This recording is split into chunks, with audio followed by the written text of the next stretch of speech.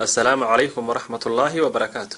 haddii aad tahay qof isticmaala sabiibka aan kuu sheega 10 faa'iido oo uu jidhka u leeyahay sabiibku marka si maalinlaha loo isticmaalo xaddi kooban oo ah midhaha sabiibka waxaanay kala yihiin sidan soo socota. 1. sabiibka waxa ku jira maadooyin ilaa xad u wanaagsan caafimaad qabka guud ahaan jidhka gaar ahaan dheefshiidka. 2. sabiibku wuxuu ilaa xad yareeyaa dhiig yaraanta waxaanu meesha ka saaraa calool istaaga. 3. maadooyin badan oo ku jira sabiibku waxay jidhka ka difaacaan xanuunada ku dhaca wadnaha iyo xanuunka kansarka iyo xanuunada ku dhaca maskaxda.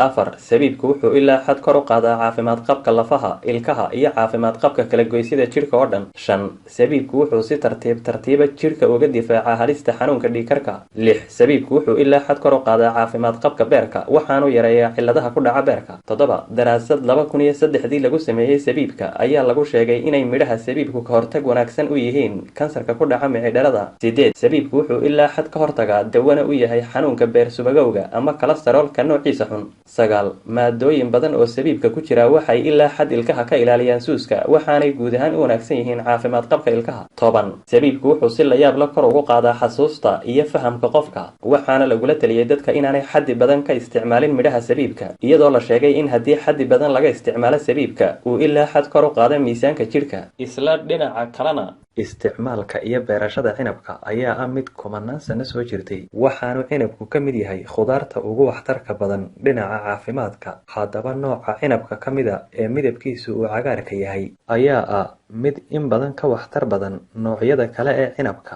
isticmaalka cinabka noocan ahina wuxuu dawo iyo ka hortagba u yahay noocyada kala duwan ee kansarka gaar ahaana kansarka ku dhaca beerka iyo maqaarka sare waxaana cinabka noocana ka buuxa maadooyin dawo cajiiba oo beerka isagoo ka hortagna beerka uga ah xanuuno badan oo ku dhici kara. daraasad la sameeyay 2013 waxaa lagu sheegay in cinabka noocani uu ka hortag fiican u yahay xanuunka macaanka gaar ahaana nooca 2. dhinaca kalena waxaa lagula taliyaa dadka qaba xasaasiyadda noocyadeeda kala duwan inay isticmaalaan cinabka noocana. sidoo kalena dadka aan had iyo jeer cabin biyaha jidhkooda u baahan yahay ayaa lagula taliyaa inay isticmaalaan cinabka noocana.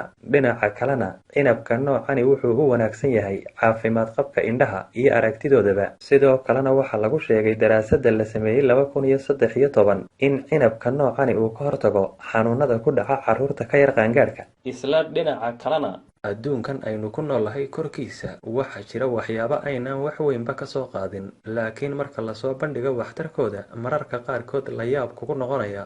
daraasad dhowaan lagu soo gabagabeeyay waddanka Australia ayaa lagu sheegay faa'iidooyinka laga helo iniyaha yaryar ee dhexda ugu jira cinabka. warbixintii daraasadda laga soo saaray oo ciwaan looga dhigay inta aanad cinabka cunin iniyaha dhexda ugu jira cun ayaa waxaa warbixintaasi lagu sheegay 10 faa'iido oo laga helo iniyaha ama midhaha yaryar ee dhexda ugu jira cinabka.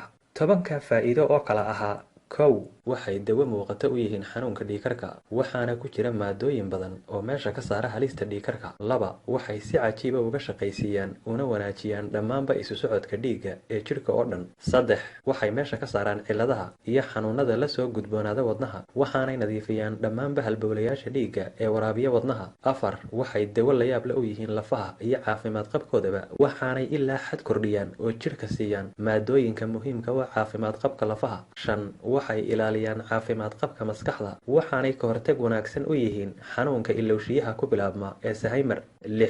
waxay u wanaagsan yihiin caafimaad qabka kelyaha waxaanay ka dhigaan kelyaha kuwa nadiifa waxaanay ka ilaaliyaan infekshanka ku dhaca kelyaha. 7. waxay meesha ka saaraan jidhkana ka nadiifiyaan bakteeriyada dadka u raacda cuntooyinka iyo cabitaanadaba. 8. waxay beerka ka saaraan sunta ka dhalata dawooyinka la qaato iyo cilladaha kale ee ku yimaada beerka. 9. waxay nadiifiyaan dawo fiicanna u yihiin maqaarka sare ee jidhka. 10. waxay ka hortagaan xanuunada ku dhaca kala goysyada lugaha. ilaahay baana cudurka iyo caafimaadkaba haya. mahadsanidin.